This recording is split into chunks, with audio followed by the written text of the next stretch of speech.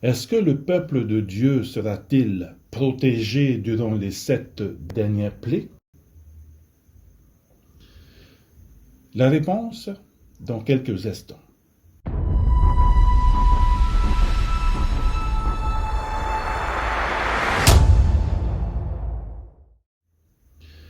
Chers amis, Yorana, et merci pour la question du jour. Est-ce que le peuple de Dieu sera-t-il protégé durant les 7 dernières plaies? Merci pour cette question très intéressante. Si nous prenons tout d'abord l'exemple des fléaux, des plaies qui se sont abattues sur l'Égypte, il y en avait en tout 10. 10 plaies mentionnées dans Exode au chapitre 7 et 8. Nous avons tout d'abord la transformation de l'eau en sang. Deuxièmement, vous avez l'envahissement de l'Égypte par les grenouilles. Ensuite, vous avez l'envahissement de l'Égypte par les poux, suivi par les mouches venimeuses, la mort du bétail et l'apparition des furoncles.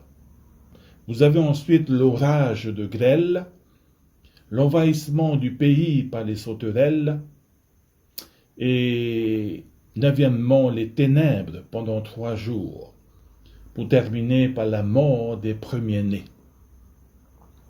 Vous remarquerez que dans ce schéma, les 10 fléaux ont affecté uniquement le pays, les Égyptiens, et non le peuple de Dieu.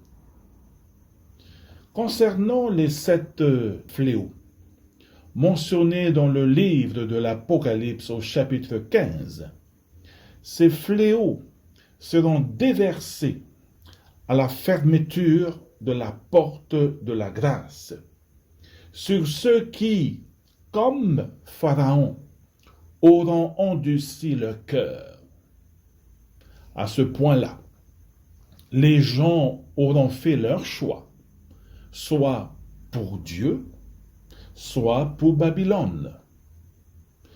Les vents destructeurs s'abattront sur la terre et sur les méchants, jusqu'au retour glorieux de Jésus. Faisons un rappel des 7 derniers fléaux. La première coupe provoque des ulcères malins. La deuxième coupe change la mer en sang. La troisième coupe change en sang les fleuves et les sources. La quatrième coupe multiplie les ardeurs du soleil. La cinquième coupe plonge dans les ténèbres le royaume de la bête. La sixième coupe assèche le fleuve Euphrate. Et la septième coupe provoque des orages qui détruisent le monde.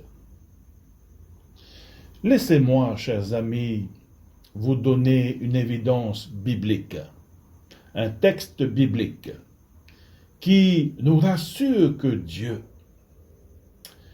saura protéger son peuple pendant ces moments difficiles. Ouvrons notre Bible dans Psaume 91. Nous lisons ensemble. Celui qui demeure sous l'abri du Très-Haut repose à l'ombre du Tout-Puissant.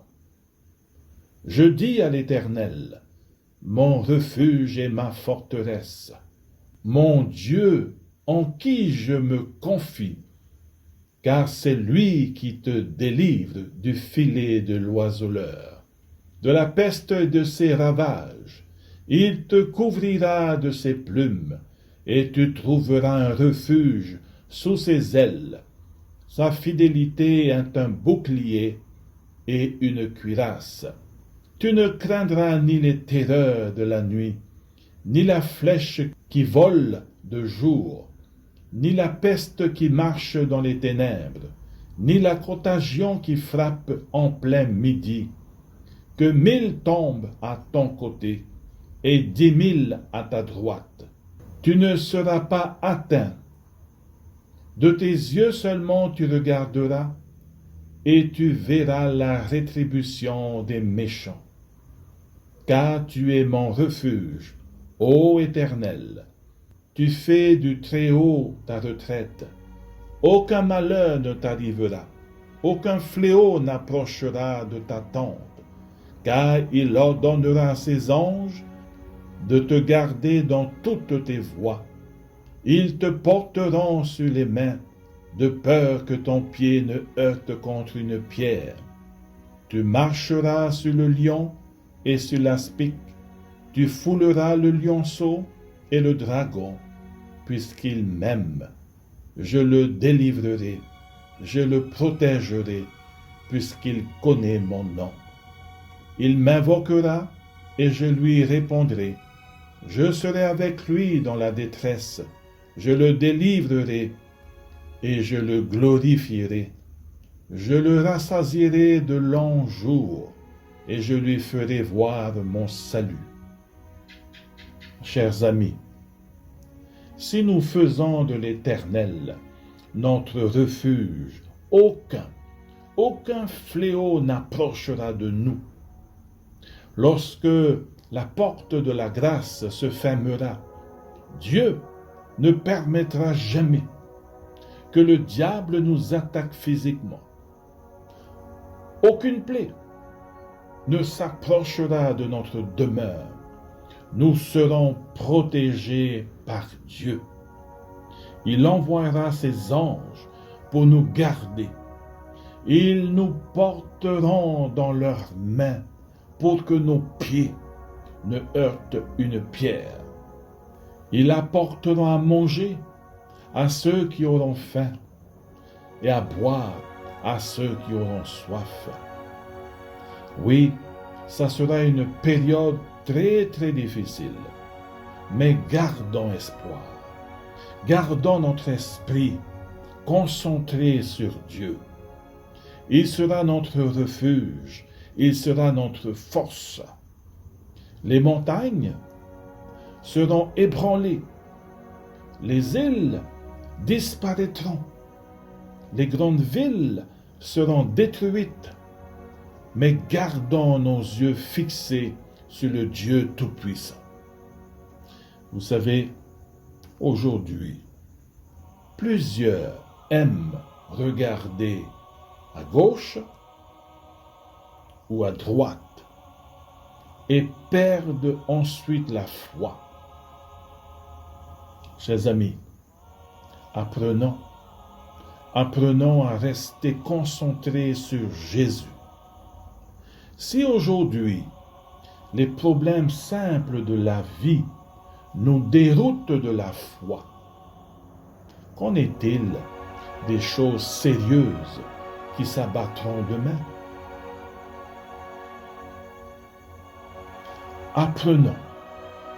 Apprenons maintenant à fixer nos regards sur Jésus. Ce même Jésus nous aidera à traverser les 7 derniers fléaux. Jamais il abandonnera son peuple. Il sera avec nous jusqu'au bout. Nous n'aurons pas à avoir peur des persécutions à venir. Vous savez, Jésus est fidèle. Il est fidèle à sa promesse. Je serai avec vous tous les jours, jusqu'à la fin du monde. Que Dieu vous bénisse.